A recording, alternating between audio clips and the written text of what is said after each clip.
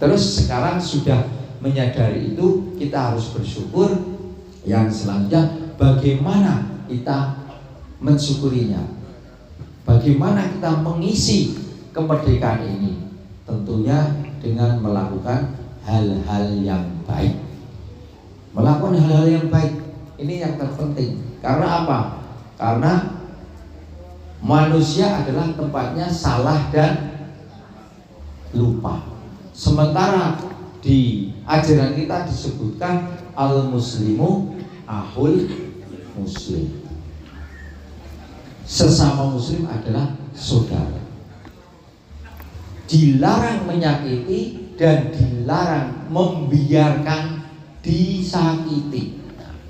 Jadi ketika kita salah, kita lupa, itu akan membuat sakit orang lain.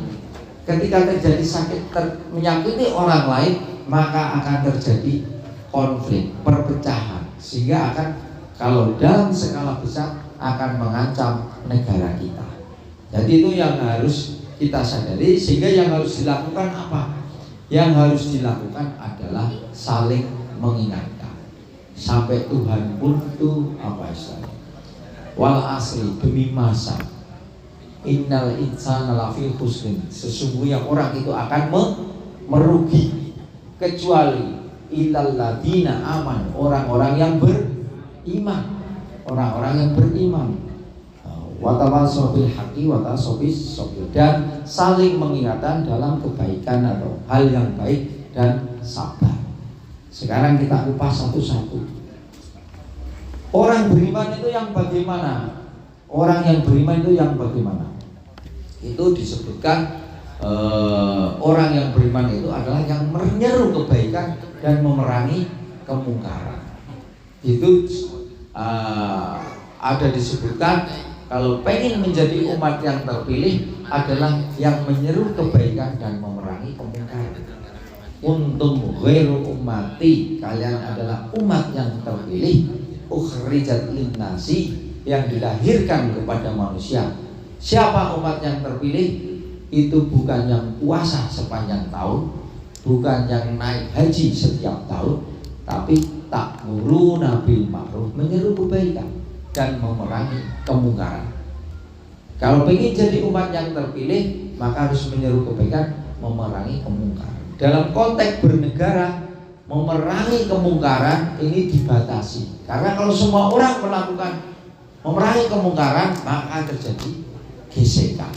Jadi kalau kita menyeru kebaikan dengan kekuatannya, kemudian kalau tidak mampu, kan ada hadisnya, man ra'a minkum munkaran falyughayyirhu biyadihi fa illam yastati' bilisani wa lam yastati' biqalbihi fadzalika adhaful iman. Yang dengan hatinya itu adalah imannya yang paling lemah. Jadi kalau jenengan menyeru kebaikan dengan kekuatannya, itu berarti imannya yang paling tinggi.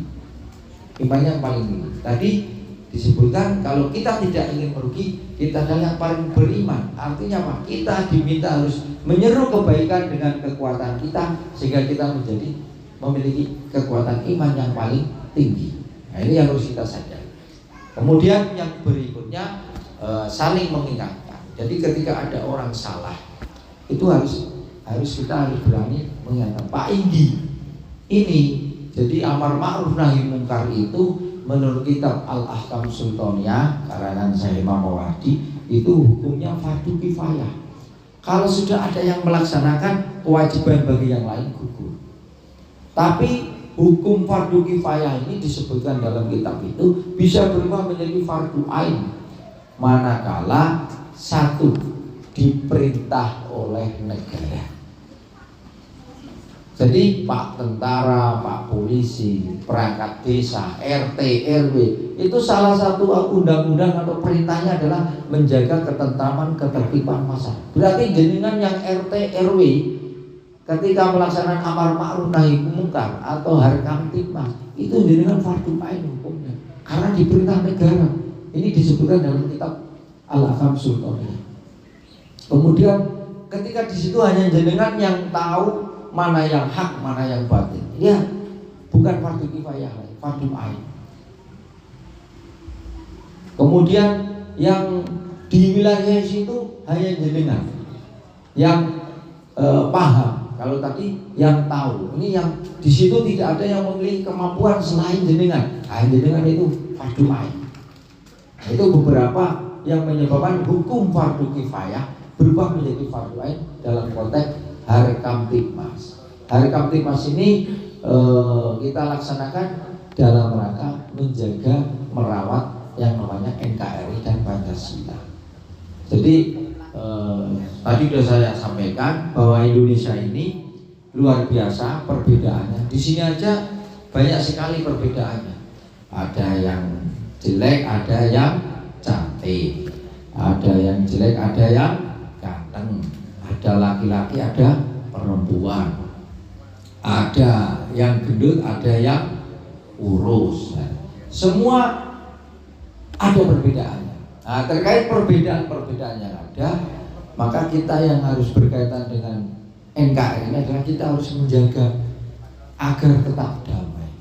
Nah, sehingga dalam bahasa yang bijak kadang disebutkan kedamaian tercipta bukan karena agama. Jadi ini agama ini sama pun itu bisa jadi rusuh, hingga kesimpulannya kedamaian tercipta bukan karena agama, tapi karena budaya. Walaupun beda agama, walaupun beda ini dalam konteks pilkada, beda pilihan dalam konteks pilpres, beda partai, tapi kalau budayanya tiap malam ngopi bareng neng pos kamling, neng gone bali desa, tiap malam ngopi, perbedaan itu menjadi hilang, menjadi bahan candaan ketika kita menghabiskan kopi. Artinya kedamaian tercipta bukan karena agama, tapi karena budaya. Apapun perbedaannya, kalau budaya tiap malam nongkrong terus nongkrong, ini akan menjadi damai. Jadi ketika itu sudah terjadi, nanti dalam konteks pilkada ini Pak Indi sering-sering warganya disuruh nongkrong. Tujuannya kalau nanti ada perbedaan tidak jadi masalah, karena tiap hari nongkrong. Tapi kalau tidak pernah ketemu, ada perbedaan, gelutan, mesti gelutan. Melayu neng kantor desa, melayu neng kantor polisi. Nah, ini yang sering terjadi seperti itu. Nah,